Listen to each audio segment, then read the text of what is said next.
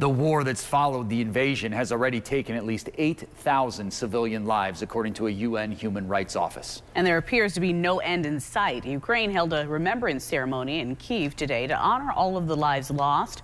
President Zelensky says the visiting prime minister of Poland then visited wounded soldiers in a military hospital. The U.S. has committed billions of dollars to help Ukraine defend itself. And today, the U.S. Secretary of State spoke to the UN Security Council and said Russia's actions are what the United Nations was created to end.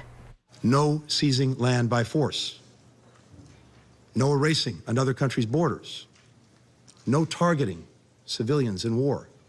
No wars of aggression. If we do not defend these basic principles, we invite a world in which might makes right, the strong dominate the weak.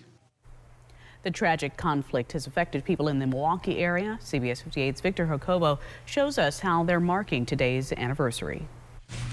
One by one.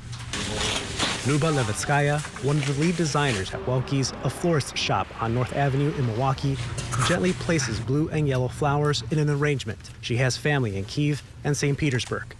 She told me she was too emotional to speak on camera, but said her heart is broken because the war has torn her family in Ukraine and Russia apart.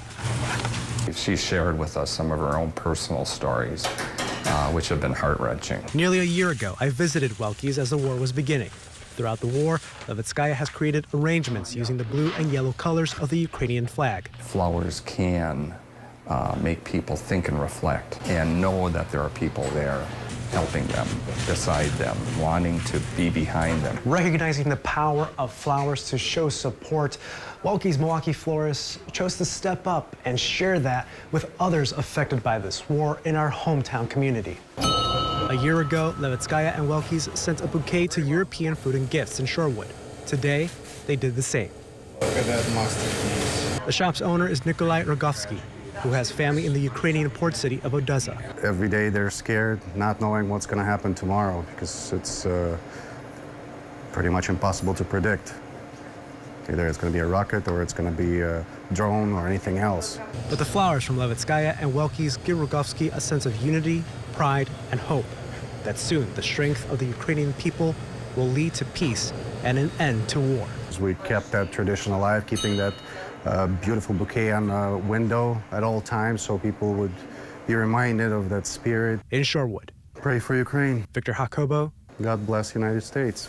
CBS 58 News.